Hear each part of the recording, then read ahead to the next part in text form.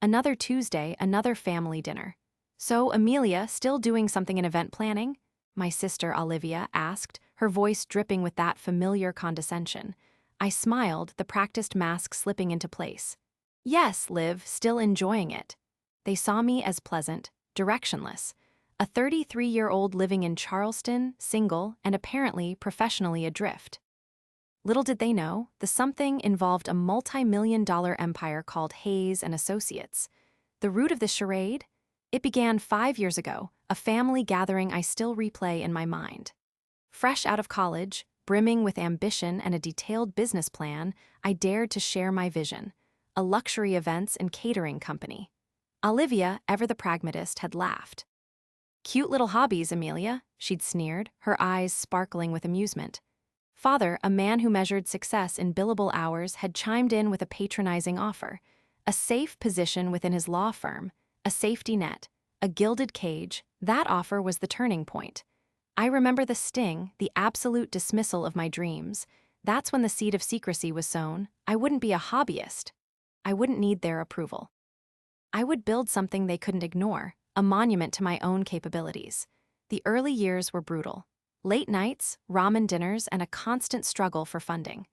I poured everything into Hayes and Associates, every penny, every ounce of energy. While they envisioned me flitting about with floral arrangements, I was securing contracts, negotiating with vendors, and learning the language of luxury. I had to be impeccable.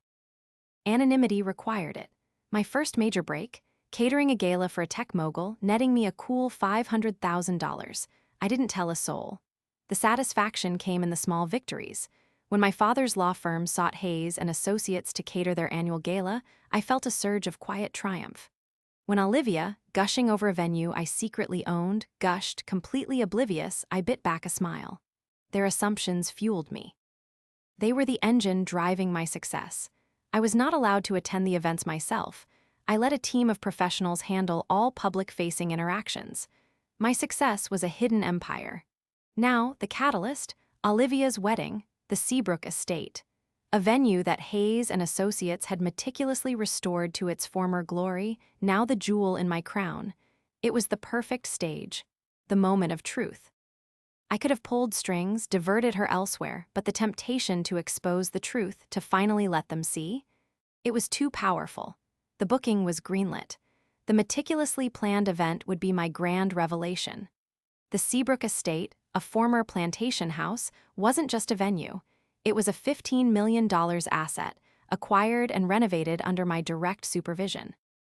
The irony wasn't lost on me as I reviewed the final vendor lists. The florist, the lighting technicians, the caterers, all hand-picked by Hayes and Associates, all unaware that the wedding was orchestrated by the very person who was supposed to be doing something vague in event planning.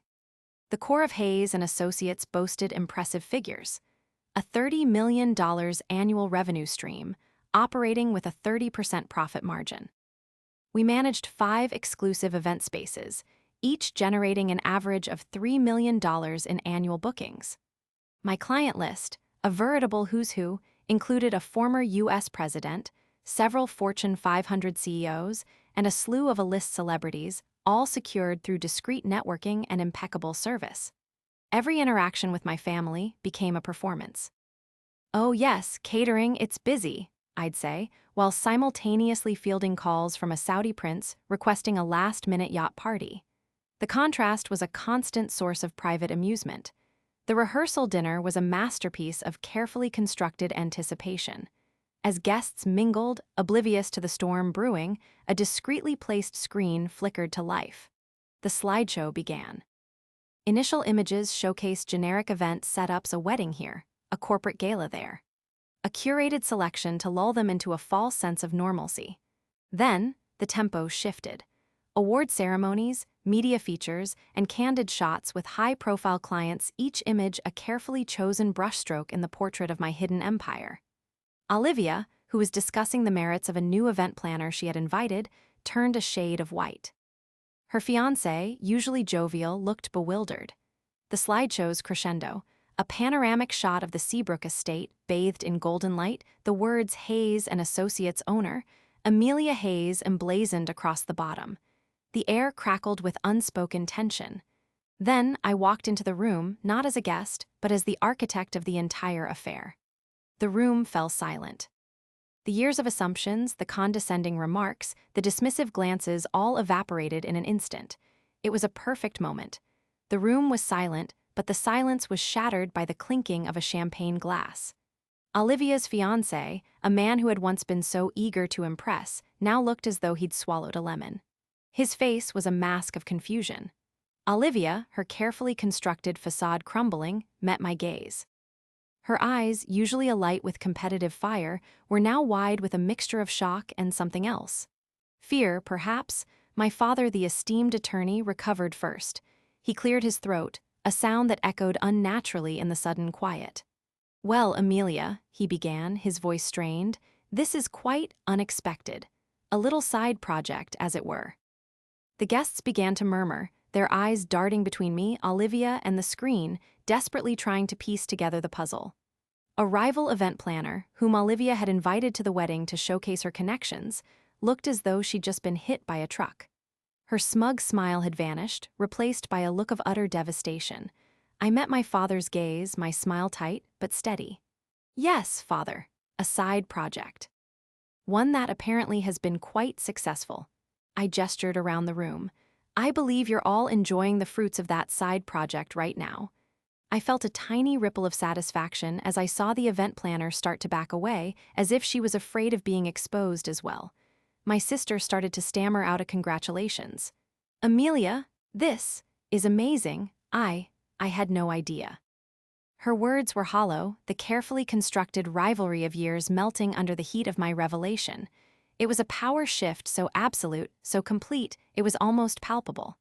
The air in the room vibrated with the weight of unspoken truths. It was just the beginning.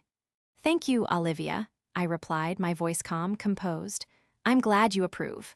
I let my gaze sweep the room. The guests were starting to approach, their faces alight with curiosity and a newfound respect. A few rushed to shake my hand, eager to network. My phone pinged incessantly, the notifications a symphony of congratulations and inquiries. The rival event planner practically slunk away. The power dynamic had shifted, and they knew it. My father, ever the pragmatist, was already trying to steer the conversation. He cleared his throat. "Amelia, we had no idea. We've been so well, we should have known. Your business acumen is impressive." He was already mentally calculating how this could benefit him. I allowed a small, knowing smile to play on my lips. I deftly redirected the conversation back to Olivia. "The important thing is you're happy, Liv. It's your day." I wanted to remind everyone whose day it was. As I said this, I saw that the event planner had disappeared. She wouldn't be able to show off any connections. In the days that followed, the world shifted. Olivia, realizing she was now in the shadow, began to seek my advice, her tone shifting from condescending to desperately supportive. My father, seeing an opportunity to expand his reach, initiated overtures to involve me in family business decisions. The respect of others was flattering, but also a burden. The newfound attention came at a cost. Some family members, blinded by wealth and connections, became shamelessly opportunistic, their requests for favors and introductions growing increasingly frequent. The comfort of anonymity was gone, replaced by a constant awareness of perception. Others, the ones with whom resentment and unspoken hurts had long festered, were beginning to fall apart. Years later, I reflected on the journey. The truth was, the success wasn't about proving them wrong. It was about proving something to myself. I had achieved my goals, proving my capabilities to myself. I had gained recognition and respect, but I had also lost the comfort of my hidden identity. As I prepared to unveil my newest venture, a boutique hotel chain across the South, I realized that the legacy wasn't about titles or family names. It was about the impact one leaves on the world. The image of my past and present solidified the point that dignity is what you become when no one is watching. I found myself at the dinner table, surrounded by the same familiar faces, but now in a world that had warped. Olivia, once the queen of condescension, now hovered, offering to help me with anything and feigning interest in my work. Her fiancé, a man who'd once treated me as a footnote, was now all smiles and obsequious compliments. My father, the man who'd seen me as a disappointment, suddenly began to make suggestions. Amelia, perhaps we could explore some joint ventures. Your insights into marketing are invaluable. He proposed the integration of Hayes and Associates into the family law firm's events. The irony was exquisite. He tried to use the Seabrook estate for his firm's annual gala. The shift wasn't just evident in their words, but in their actions. My aunt, who had always dismissed my career, now called, requesting help for her granddaughter's debutante ball, and subtly mentioned how impressed she was. Friends from my past who had distanced themselves, seeing me as a nice girl with no real ambition, suddenly resurfaced, eager to reconnect. They were all eager to be associated with my success. It was a dizzying mix of flattery and opportunism. Simultaneously, certain relationships began to unravel. My relationship with my younger brother, who had always supported my dreams, deepened, the unspoken understanding between us now solidified by a shared secret and a mutual respect. The more superficial connections, however, crumbled. People I had once considered friends turned out to be fair-weather companions, their interest piqued only by my newfound status. It was as if they were strangers, and I had never really known them.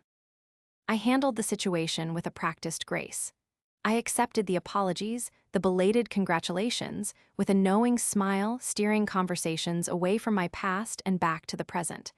I deflected their attempts to use me, subtly reminding them of Olivia's wedding day. I had a business to run, and their drama wouldn't distract me. I found myself at the Seabrook estate one evening, alone, looking at the wedding photos. Olivia, beaming, oblivious to the years of doubt, the secret empire that had bloomed under her very nose. Seeing her joy and the image of myself, orchestrating the moment, brought me a sense of peace. I'd gotten my justice, the vindication I'd craved, but more importantly, I'd found my own path, one defined by ambition and self-belief. It was never about them. It was always about becoming the person I knew I could be. Years later, I found myself on a site visit, reviewing the plans for my newest venture. This time, it wasn't about proving anyone wrong. It was about building something lasting. I had a vision for a hotel chain, a legacy that would extend beyond my family and impact the world. The past was the foundation, but the future was all mine. The practical changes in my daily life were subtle, yet pervasive. The once vague event planning became a conversation starter, a source of admiration and, occasionally, envy. Dinner parties were no longer a source of silent judgment, but an opportunity to field business inquiries. I had to learn to navigate the constant stream of new acquaintances, the ones who saw me as a means to an end. My phone was no longer just buzzing with clients, but with family members asking for favors. Olivia, despite her newfound support, struggled to reconcile her past behavior with her present reality. Her attempts at camaraderie often felt forced and stilted, a constant reminder of the chasm that had opened between us. My father, initially eager to leverage my success, seemed to realize the shift in power dynamic and began to tread carefully. He would often find himself in a situation where he was the one seeking my advice, not the other way around. I soon had to put boundaries in place, learning to say no without guilt or explanation, and to recognize the difference between genuine connection and opportunistic flattery. My inner circle, the ones who had always seen me for who I was, became even more precious. My brother, always my confidant, now shared in my triumphs and helped me navigate the complexities of my new life. The core relationships, those built on trust and mutual respect, deepened, while the superficial ones withered and fell away. Then came the unexpected consequences. The weight of my secret, once a burden, now felt like a shield. The openness felt liberating, but also exposed. The constant scrutiny, the expectations, the subtle pressure to maintain a certain image, it was exhausting. I found myself longing for the anonymity of the past, for the freedom to simply be Amelia without the label of successful businesswoman. I also had to deal with the consequences of the rival event planner, who began her own smear campaign. I handled it by focusing on my work and my values. When my father attempted to control how I spent my money, I made sure to make it clear that I have my own business. I set up a meeting with the rival event planner and offered her a job. I offered to mentor her. I refused to let their opinions dictate my actions or my peace of mind. My goal was to be a success, and being a success involved living authentically and with integrity. I realized that the true test of my success wasn't the admiration of others, but the choices I made.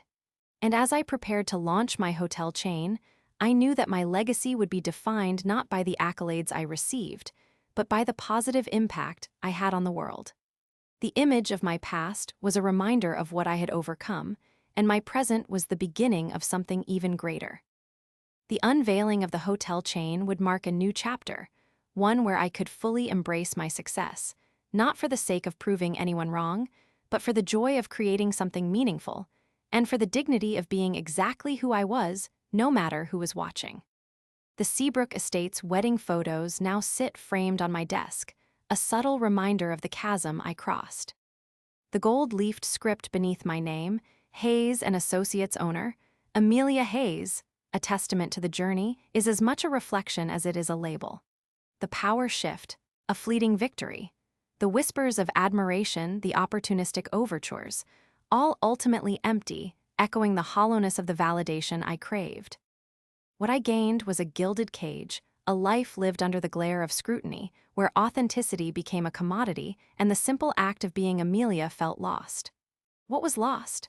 The quiet freedom of my secret, the comfort of being underestimated, the intimacy of genuine connection. Success, I learned, is not measured in the applause of others, but in the integrity of the path you forge, even when shrouded in shadow.